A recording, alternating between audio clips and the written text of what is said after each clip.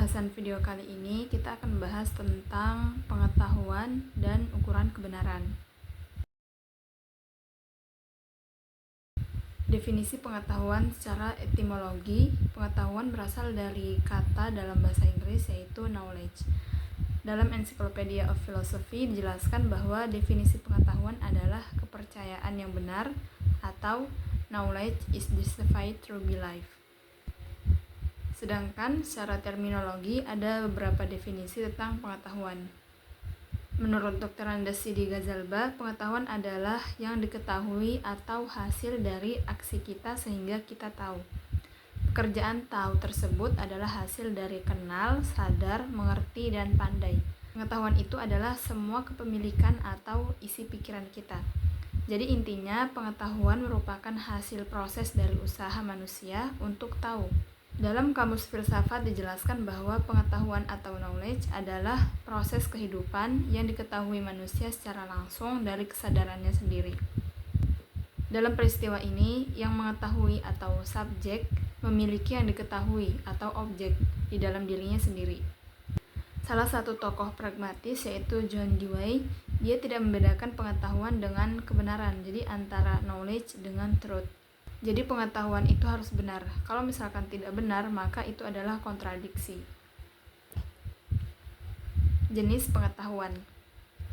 Karena pengetahuan adalah kebenaran dan kebenaran adalah pengetahuan, maka di dalam kehidupan manusia memiliki berbagai pengetahuan dan kebenaran. Burhanuddin Salam mengemukakan bahwa pengetahuan yang dimiliki manusia itu ada 4.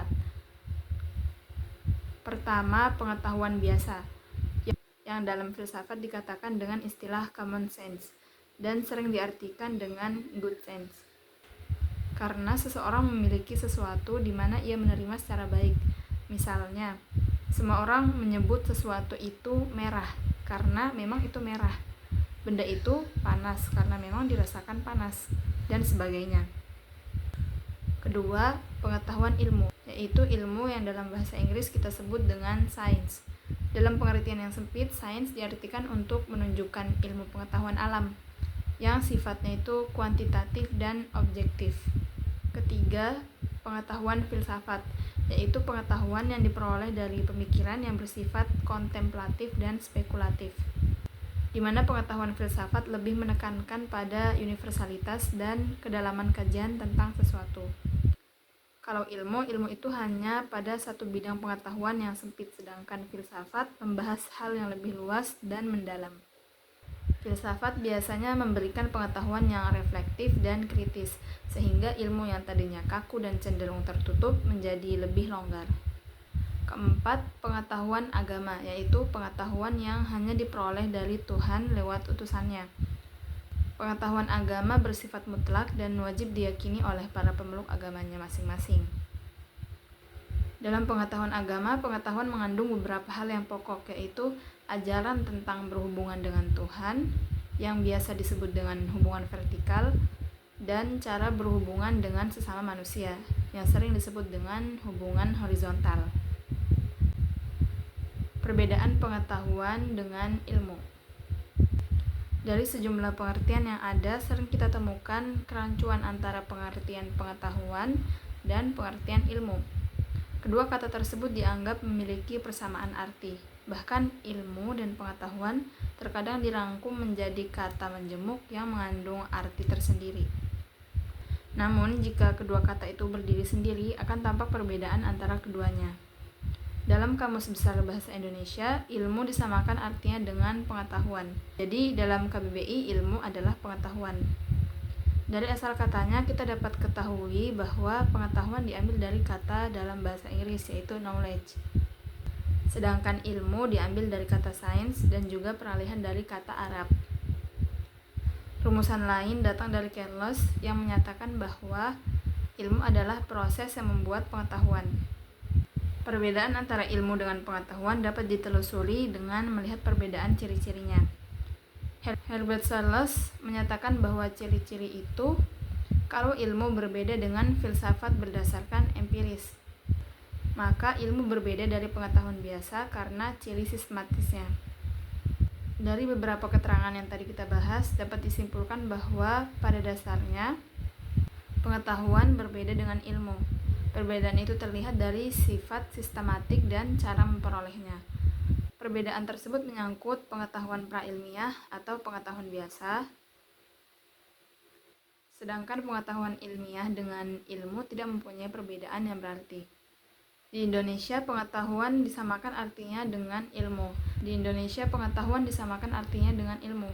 Hal ini dapat dilihat dari pendapat-pendapat yang mengatakan bahwa kata kerja ilmu berasal dari bahasa Arab, yaitu alima, artinya ia telah mengetahui. Jadi kata ilmu berarti pengetahuan. Dan memang dalam bahasa Indonesia sehari-hari, ilmu diidentikan dengan pengetahuan.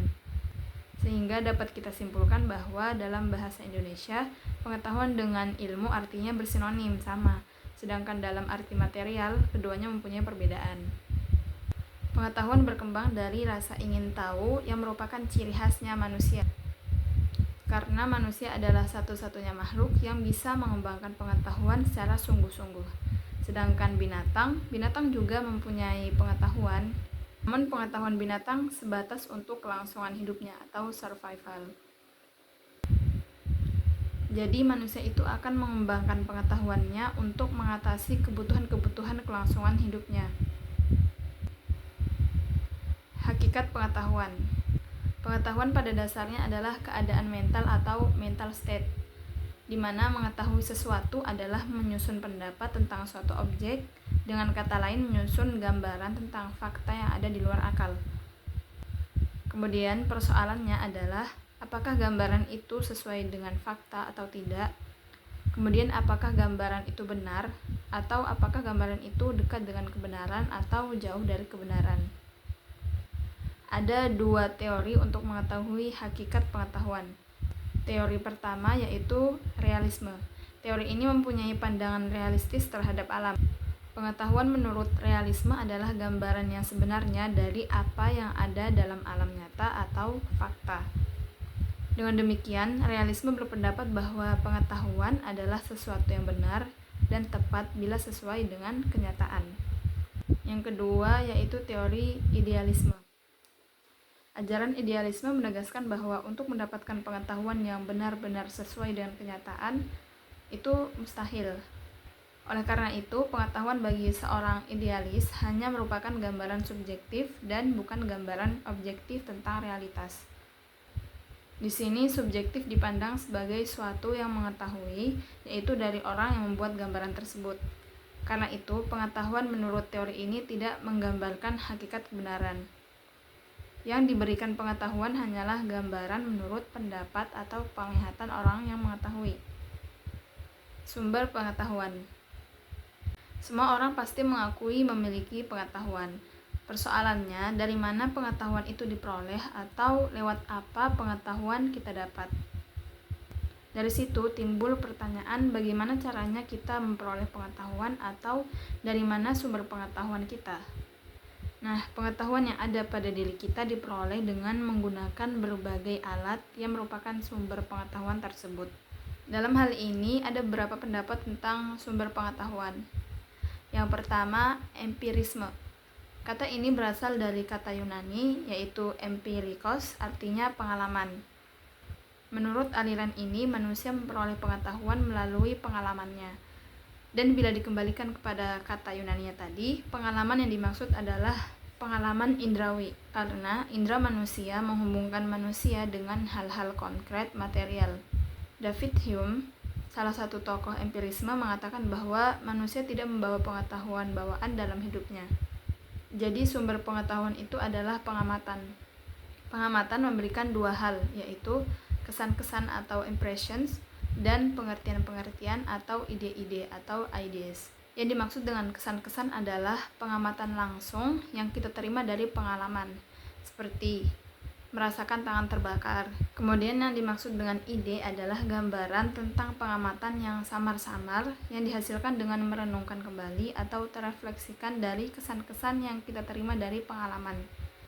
Jadi dalam empirisme, sumber utama untuk memperoleh pengetahuan adalah data empiris yang diperoleh dari panca indera kita. Yang kedua, rasionalisme. Aliran ini menyatakan bahwa akal adalah dasar kepastian pengetahuan. Pengetahuan yang benar diperoleh dan diukur dengan akal.